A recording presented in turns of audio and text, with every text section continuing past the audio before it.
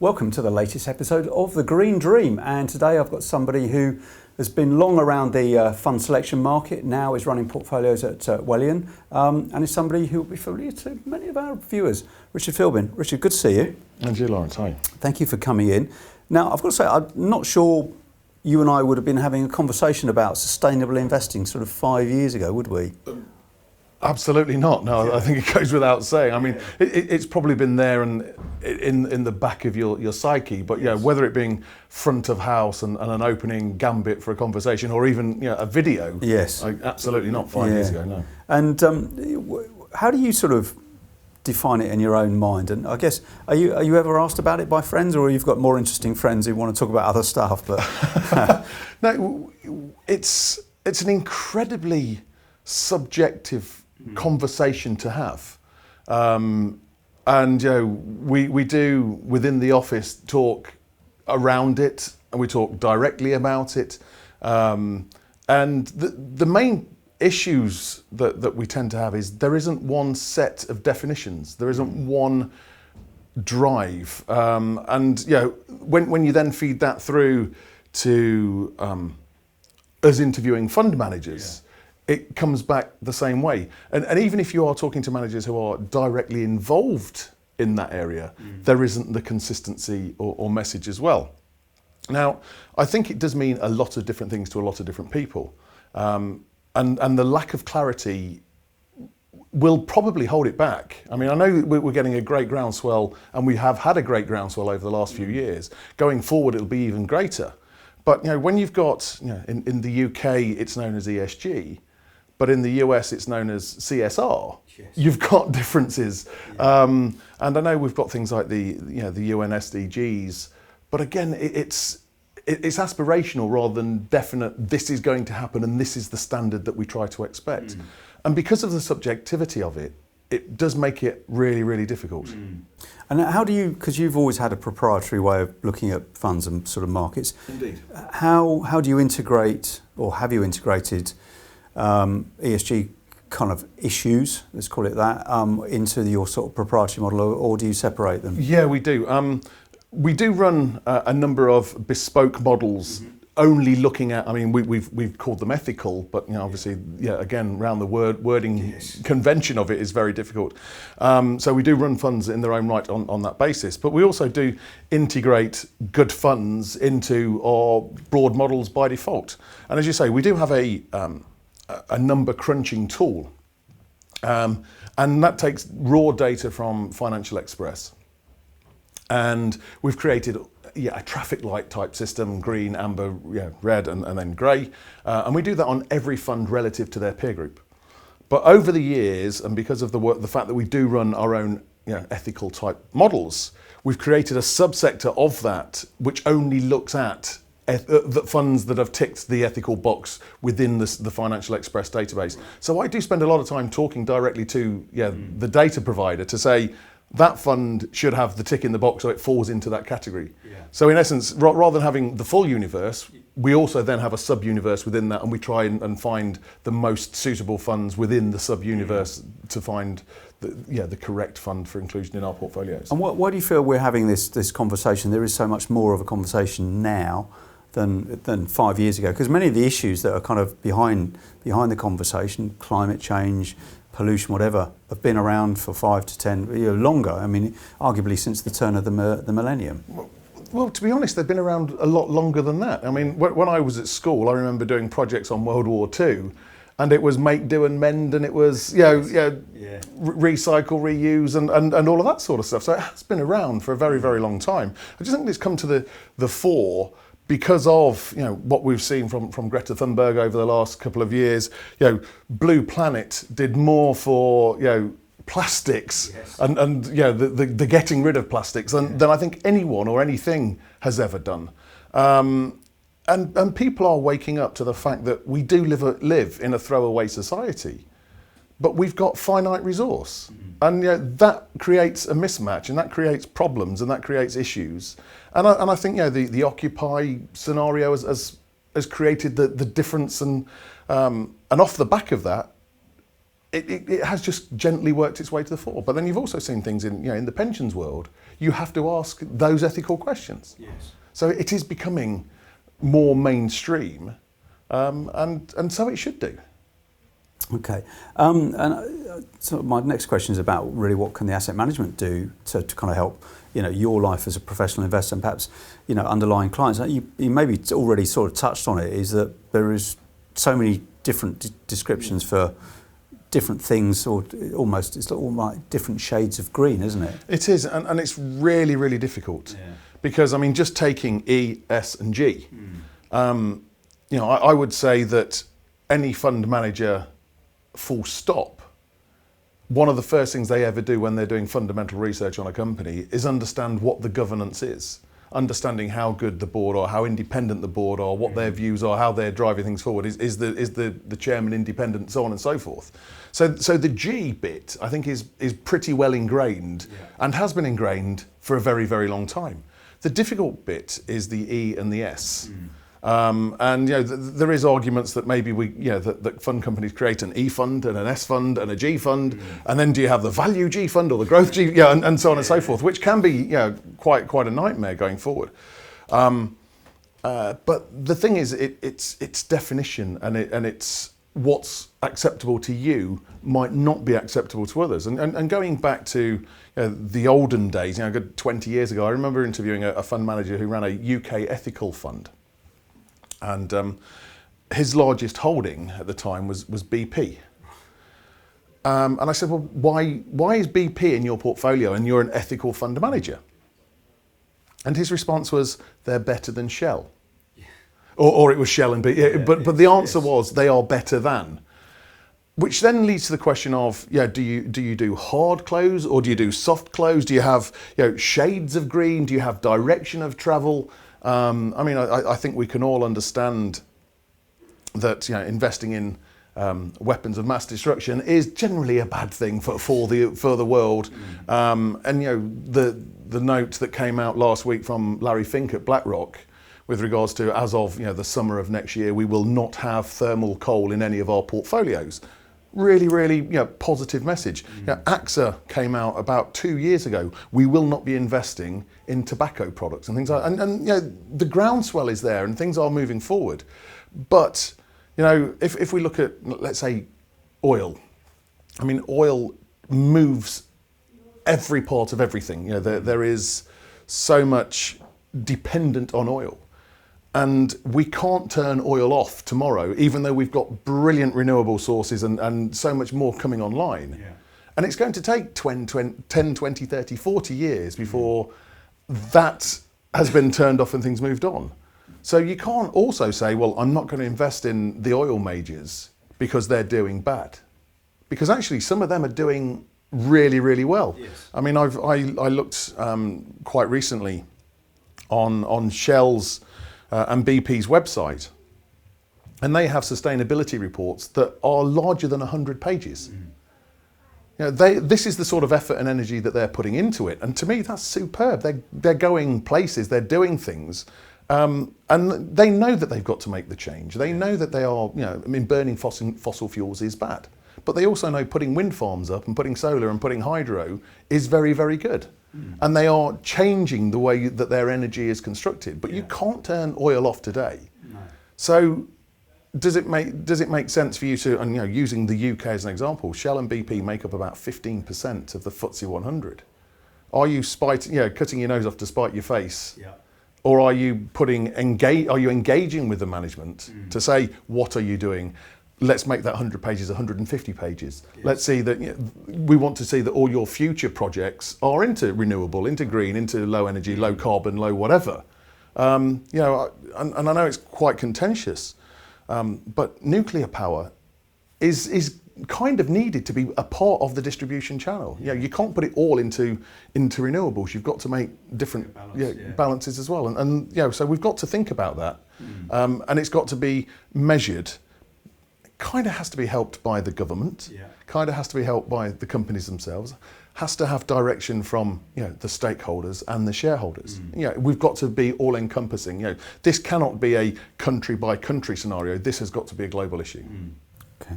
Now, statistics I've noticed around the sort of sustainability, responsible investing world, there's a lot of stats, and some of them are kind of really fascinating. They sort of always go, wow, didn't know that type stuff. Yeah. Any that's really kind of caught your eye? Yeah, I've got a good few actually, and if you don't mind, this is here's one you here's one I prepared earlier. Indeed, Fidelity. I've heard of them. This was noted from Fidelity, and they've recently launched an onshore version of their waste and water fund, yes, as managed by Bertrand Lecour, and this is it's about water, because obviously that's all part of it as well, and it was to make a cup of coffee. Right. Takes 140 litres of water. When you think of the time it takes and the processes that are involved, yes, and how much water is needed to grow the plants and so on, yeah, and so forth. To grow an egg, or to get an egg, yeah, 200 litres of water. Crikey. A kilo of meat, 15,500 litres. A computer, 31,500 litres. A pair of shoes, 8,000 litres, and so on and so forth. That's just taken apart most of my life, actually. Yeah. And you know, it's just absolutely fascinating. Yeah. So a cup of coffee, 140 litres. A cup of beer, which is half a pint, is 75 litres. So if you want to do the environment some good, drink beer and cut down on your coffee. Well, I may well be doing one of those pretty much soon after we've finished our interview. I mean, that just, yeah, but blows my mind. It's incredible, isn't it? I guess it adds to your earlier point about the sort of complexity of the whole sort of discussion. I do drink too much coffee, so I should sort of cut down. But I waste more on my shoes or the computer I use outstairs. But the other thing you've got to be mindful of is, again, when it comes to the whole the analysis work that you're doing, it's how many steps do you go down? How many derivatives beyond, just, yeah, getting your pair of jeans do you look at and do you use to say how much sweat energy or water or heat has gone in to actually create that pair of jeans?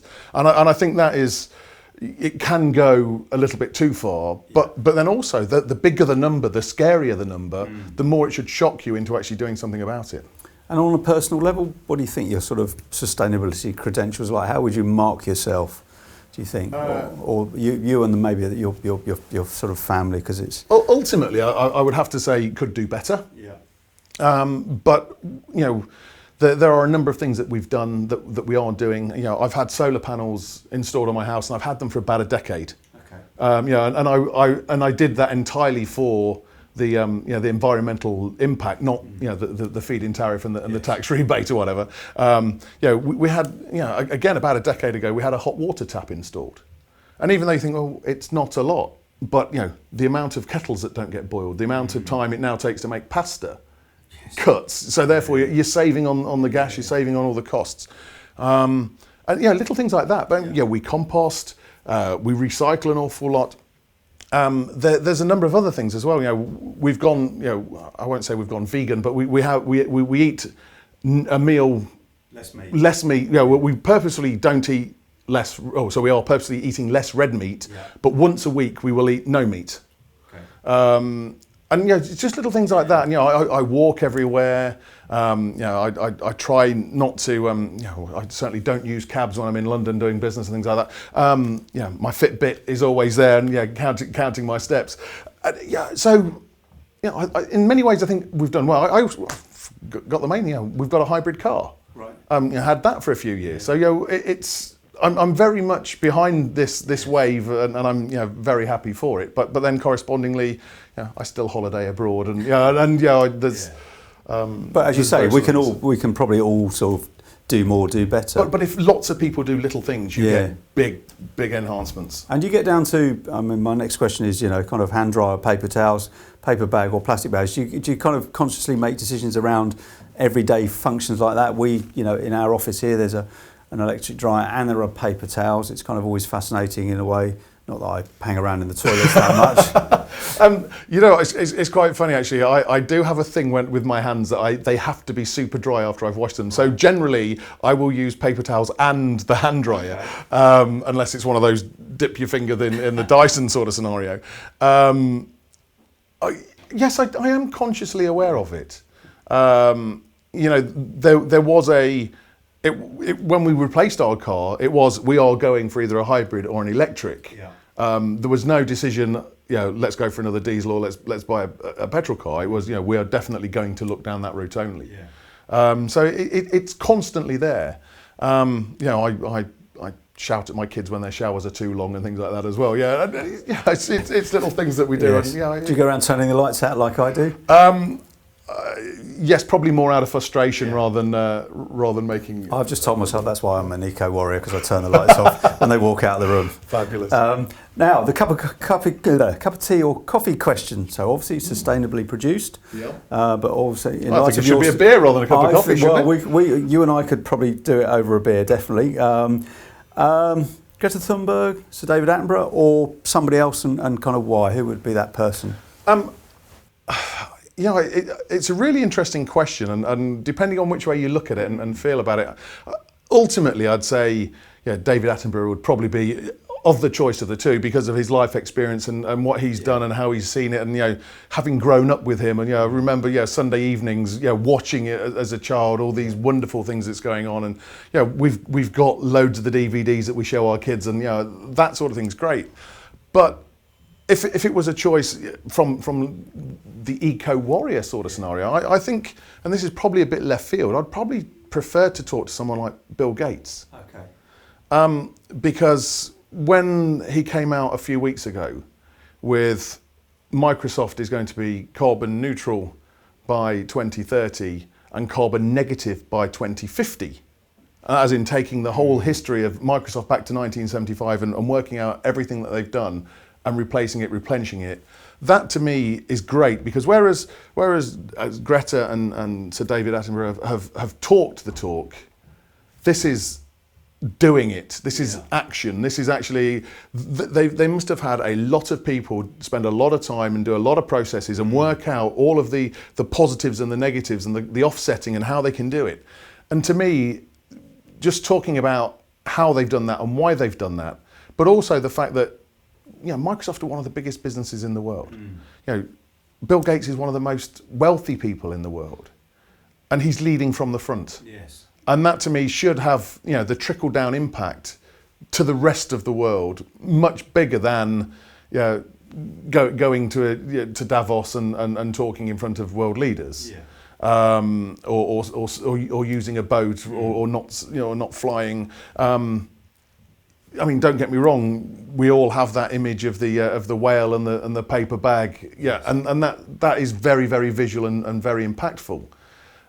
But I think actually what Microsoft are planning to do, and and what Amazon are doing as well in the same space, sort of practical solutions. Absolutely, it's all well and good talking about it, but let's actually do something. And here's putting our money where our mouth is, and let's actually make the change. And I think that is absolutely fabulous. So a great question, but I think I've answered it in a slightly different way, and that to me is probably a more interesting Brilliant. outcome. Well, that neatly feeds on to the sort of final question. If you had a green dream, a la sort of Martin Luther King, sort of 50 or 60 years down the line within the scope of what we've been talking about, what would it be? If you could do something, be part of something that could really make a sort of long-term impact to make the world a better place for your children, next generations? I think from an individual's perspective, and the amount of negativity that the carbon negativity we're putting into the markets and the world is two things. It's transport and it's meat. Yeah. Now I don't think you can say to people stop travelling, and I don't think you can say to people stop eating meat. Yeah. But if you said to someone travel is free, mass travel is free, that would take people out of the roads. They'd say, you know what, I'll get on the train, I'll get on the bus, because I know it costs me X amount to drive myself and park and whatever. Whereas if you said, going to work or going to the shops is free on the train or on the bus or what, then I think people would make that decision, because there's a real life capital value. Instead of X amount per day that I'm spending, I'm actually saving that and I can do other things. But also, what it would also do, and I've long said this about the rail network. If the rail network was free, people would not necessarily live in London. And cities are big negative hubs. Yeah. And if you lived in the countryside, you're actually generating greater wealth throughout the country as well, because people are working locally. And as long as you've got good communication systems, you know, there's a lot of people that have the ability to work from home. And certainly in the gig economy and the millennial economy that we're entering into, Yeah. you know, being able to work from home, being able to not necessarily travel as well, I think is very, very good. But you know, if for example you were working in London and you were earning London wages, but you were spending them because you lived in Kettering or you lived in Manchester, it's up to you to decide how far out the grid you want to live. Yeah. Yeah. But all that wealth that you were earning centrally would be distributed nationally. And that, to me, I think would really diversify. But also, it would cut the amount of cars on the road. It would cut the amount of road traffic. It would cut parking. It would cut traffic jams, and that would take an awful lot of sulfur, carbon out of the system.